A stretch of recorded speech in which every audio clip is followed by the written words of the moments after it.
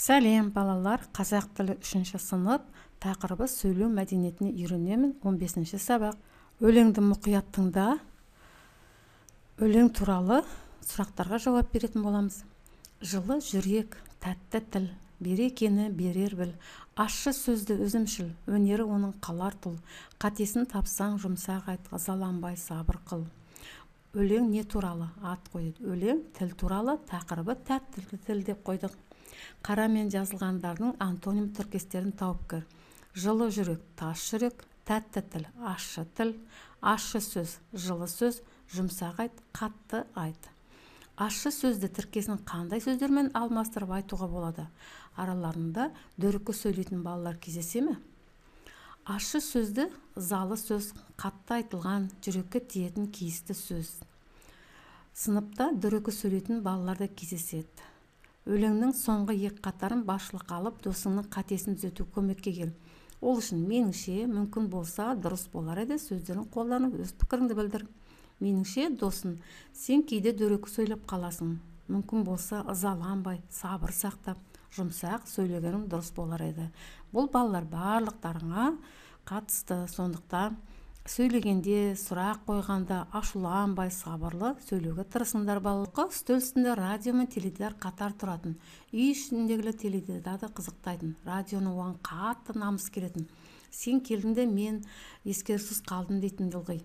Теледидарды атарға оғы жоқ еді. Ал ол болса бұған еш ашуланбайтын. Екеуміз кезек сөйлесейік дейтін. Мен сөйлеп болған соң сен сөйле. Көрсетемін кезекті деді радио қаттушыланып. Тапқан екенсің ақымақты.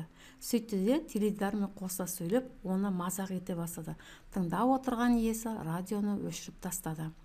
Балалар, бұл мысалды біз білеміз. Жануарлар, өсімдіктер, аңдар болсын, осының барлығы адамдардың мінезі арқылы, осы арқылы беріледі. Сондықтан бұл жерде адамдардың мінезін радио мен теледидар арқылы беріп отыр. Қалай ойлайсыңдар? Радио қандай және теледидар қандай екен? Радио өзімшіл, сабырсыз, дөрекі, яғни адамның мінезі осындай болып келеді. Ал теледидар ақылды, сабырлы, жұмсақ тілді. Қайсының іс-әрекеті дұрыс деп есептейсің? Радионың іс-әрекеті әрине дұрыс болмады. Себебі теледидардың айтқанын орындамай, онымен қоса сөйлеп, оны мазақ етті. Егер де теледидар айтқанда кезек-кезек сөйлесе, бұндай жанжал болмас еді. Сондықтан сендер де балалар бірінің сөзін бірін тосып, аяғына тыңдап, содан кейін барып өз пікірлеріңді білдіріңдер. Мұндай өзімшілдікке жол бермеңдер. Ақыл кеңес қай кезде қолданатынын айт. Мәтіндегі, суреттегі сөздер, немесе сөздерді алатын болсақ, ғафу етіңіз, сөзіңізді бөлейін деп тұрмын, сөзіңізді бөлуге бола ма деген сөздер рұқсат сұраған жоқ. Кешіріңіз, кіруге бола ма деп жаңа кешіккенде айтуға болады. Немесе басқа бір үйге кірген кезде де, танымайтын кезде осындай рұқсат сұрау керек.